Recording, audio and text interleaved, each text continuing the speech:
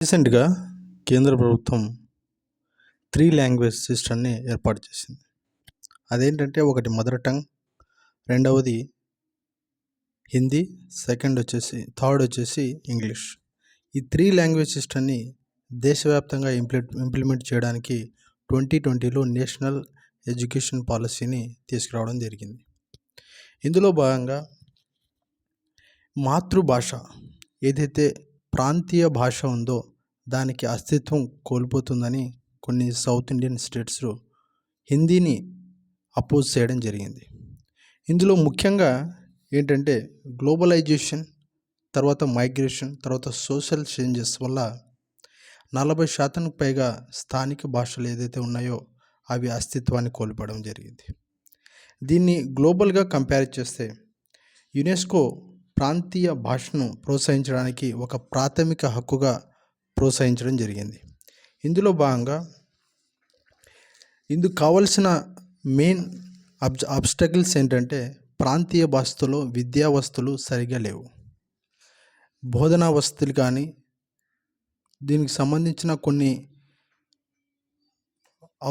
అవసరాలకు సంబంధించిన వసతులు సరిగ్గా లేవు. ఈ నేపథ్యంలో అల్పసంఖ్యాక ఆదివాసీ సమాజాలు అభివృద్ధి పొందడంలో ముందుకు నడవాలంటే ప్రాంతీయ భాషను ప్రోత్సహించాల్సిన అవసరం ఎంతైనా ఉంది.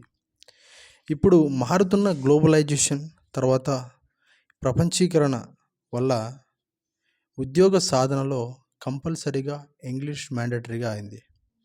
దీన్ని దృష్టిలో పెట్టుకొని మాతృభాషను పరిరక్షించుకుంటూ సాంస్కృతిక వారసత్వాన్ని నిలబెట్టుకుంటూ సొంత భాషలో సాధ్యం కాని విద్యా అవకాశాలను పిల్లలకు అందించడం బహుభాషా విద్యా విధానం ప్రత్యేకగా యునెస్కో ప్రకటించింది. అయితే దీన్ని ప్రాంతీయ సమాజాలు తమ సాంస్కృతిక అస్తిత్వానికి ప్రమాదంగా ఉంటుందని కొందరు హిందీని అపోజ్ చేయడం జరిగింది. కాబట్టి ఇందులో భాగంగా 200కు పైగా భాషలు, విభిన్న సంస్కృతులు కలిగిన ఐరోపా దేశాలు కూడా ప్రాంతీయ భాషల్లోనే విద్యాబోధన జరుపుతున్నాయి.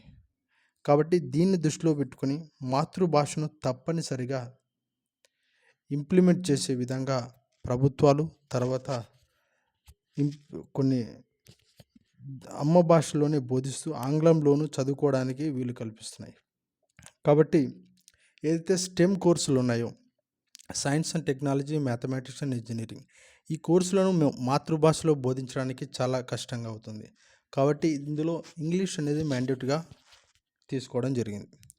చాలా స్థానిక భాషలు అంటే ఇప్పుడున్నటువంటి కొన్ని రాష్ట్రాల్లో ఇంప్లిమెంట్ చేసేది ఏంటంటే 6వ తరగతి వరకు మినిమంగా కంపల్సరీ లోకల్ భాషను ఏదైతే వర్నాకులర్ లాంగ్వేజ్ ఉందో మాతృభాషలోనే చదవాలనే కంపల్సరీ రూల్ ఉంది. కాబట్టి ఒక ఆంగ్లాన్ని ఒక సబ్జెక్టుగా పరిచయం చేస్తున్నారు. 7 నుంచి పై తరగతులకు ఆంగ్ల భాష మాధ్యమంలో కొనసాగిస్తున్నారు. ఇది ఒక రకంగా మంచిగానే చెప్పవచ్చు.